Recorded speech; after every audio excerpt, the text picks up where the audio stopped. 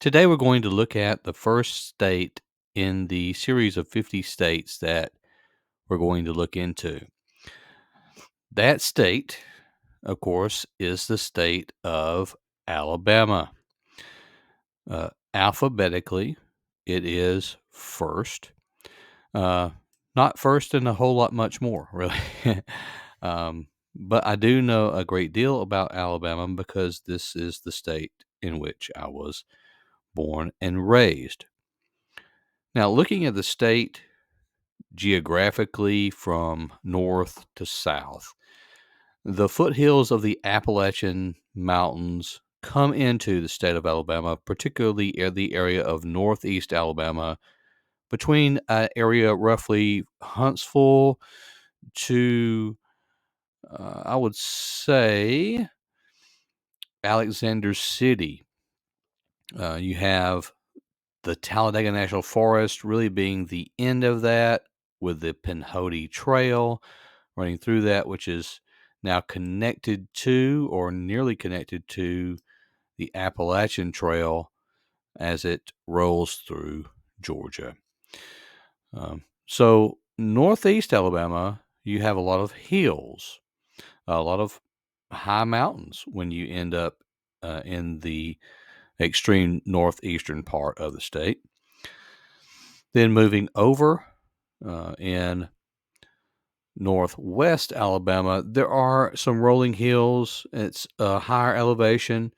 You have a large river running through that, and that's the Tennessee River. The Tennessee River comes down into North Alabama, goes down to area of Guntersville, and then goes up, moves north just south of Huntsville, north of Decatur, south of Florence, and then exits the state roughly around where Georgia, Tennessee, and Mississippi come together.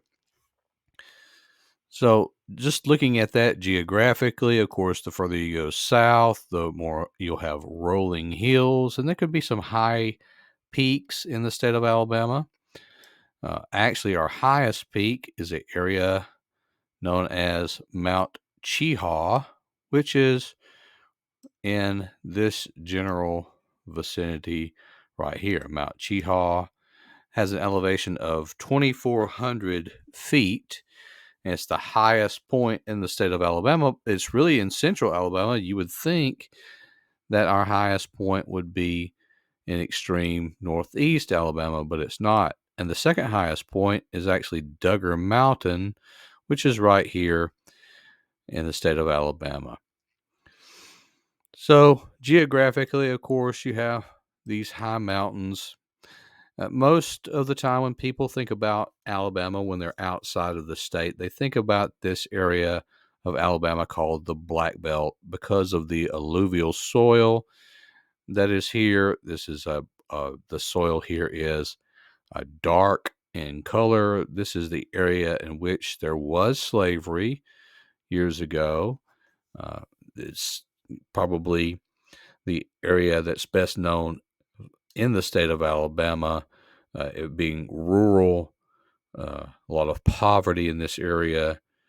There's poverty in great pockets all over Alabama, but it seems the most impoverished counties are around our state capital, which is Montgomery, Alabama. This would be the state capital. And as we go into it, you can actually see there is a picture of Montgomery using Google Maps. And here's the state capital and the area surrounding it. Montgomery is not the largest city in Alabama. The largest city currently is Birmingham and the metropolitan area of Birmingham, but Huntsville will be overtaking it very shortly. And once Huntsville overtakes, it probably will always be the largest state in Alabama.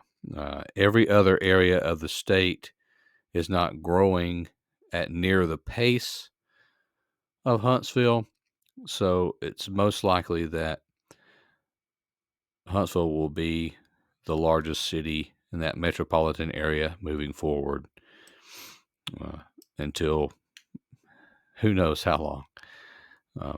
But This area is known as the Black Belt of Alabama around Montgomery. And then the further south you go, we get into the area called the Wiregrass in south and southeastern Alabama. This is where you have the cities of Dothan and Enterprise. Enterprise is known for that boll weevil statue you see there.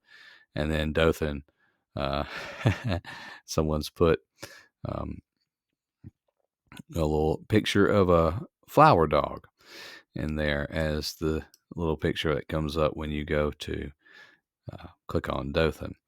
But this area is the Wiregrass. Dothan is kind of the hub point for southeast Alabama. And then another thing people think about when they think about Alabama is the southwestern portion, and this is down around Mobile. That's how you pronounce that name. It's not mobile, it's Mobile. And Mobile is actually the city which began Mardi Gras. Everybody thinks about New Orleans, and New Orleans is Mardi Gras parades and the festivities that goes around there, but Mobile has their own, and it was first.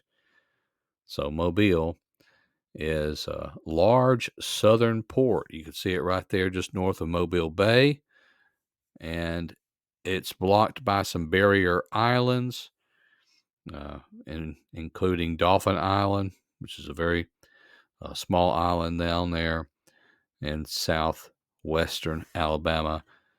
And so the other place everybody thinks of when they think about Alabama is these white sandy beaches with Gulf Shores and Orange Beach. This is the beginning of, I guess, what will be called some people like to call it the Redneck Riviera, with it and Pensacola down to Panama City in northern Florida. And you can see right here, the Florida border is, right here. This is Florida. And there's a little place called Floribama down here. And that restaurant is partly on or right on the state line of Florida and Alabama. It's been sung about in many a song, including one of Jimmy Buffett's songs. And Jimmy himself has family heritage in the state of Alabama, including spending some time as a youngster in Mobile and also being a student at Auburn University. Now, there's a lot to see and do in the state of Alabama. This is just a quick overview of the state. Looking back in the central portion of Alabama, right there, looking at these major cities that are highlighted on Google Maps. Okay, Huntsville to the north. Huntsville, we probably do an entire video on Huntsville and Birmingham and Montgomery and Mobile and their heritage and all that's went on with them over the years. But Huntsville to the north, that is the Rocket City. This is where rockets are made. And the Redstone Arsenal, you have the Space and Rocket Center there in Huntsville. So the Redstone rocket that was built, American and German engineering. If you ever look up historically, a man named Werner von Braun, and that's how we like to pronounce it. I think at one point in his life he did change it to, or they tried to change it to von Braun, but he's German, and Werner von Braun. And we even have a civic center in Huntsville called Von Braun Civic Center. And so Huntsville, it's known for the Space and Rocket Center, the rocket program, and it is a fast growing, expanding area, and will continue to be here just north of the Tennessee River as it runs through. Florence, over to the west. Florence is a mainstay, and then you have, of course, Muscle Shoals. Muscle Shoals, known for that recording studio and the Muscle Shoals sound. So if you ever get an opportunity to look that up, you can see the music heritage of the state of Alabama. Now, looking a little further south, of course, we have Birmingham in the central portion of Alabama. A lot of people, of course, when they think about Birmingham, they think about the civil rights movement and all that went on in Birmingham, particularly Dr. Martin Luther King being jailed there, and his famous letters from a Birmingham jail. So Birmingham has changed dramatically, as many larger metropolitan areas have over the years. It does have a reputation, but that reputation needs to change and should change and has changed to some extent. It continues to grow both north and south, particularly south down here to Shelby County and Hoover, those areas as well. And it will continue to grow, not at the pace of Huntsville, but it will grow on its own. Of course, you have the city of Tuscaloosa with the University of Alabama. So if you are a Roll Tide fan, there is your university that you love, and Bryant-Denny Stadium, a place where the Tide plays. Then looking further south, you come across an area where there's not a whole lot in Alabama. This is the area that is mainly a rural area, a lot of farm, a lot of timberland, down to the central area, of course, Montgomery, which we spoke about, over toward Auburn and Opelika, and that area. Of course, we have Tuskegee and the Tuskegee National Forest, but the Tuskegee University, which is downtown in Tuskegee. And so this is one of our historically black universities, probably the best well-known historically black university in Alabama, because Booker T. Washington founded the university, and then George Washington Carver was also there, along with the Tuskegee Airmen coming from that portion of Alabama. Then you have the other large institution in the state of Alabama, that is Auburn University. And if you are a War Eagle fan, this is where you would love to be and like to go. Jordan-Hare Stadium. Yes, it is pronounced Jordan, not Jordan. It's Jordan-Hare, named after one of the football coaches that previously was a coach at Auburn, Shug Jordan. And that campus, as well as many other campuses, have changed dramatically over the years. Years ago, this was an entire parking lot. Now they have the basketball arena built and dorms and all to go along with it. So there's some major changes that have happened in the last 20 years at our universities. And of course, they've been changing ever since they were first put into existence. Down again to Mobile and the Tensas Delta, and roving right into downtown Mobile. Of course, if you go to Mobile, you can see many wonderful things, including the USS Alabama Battleship Memorial Park. So there are many things to see and do in the state of Alabama.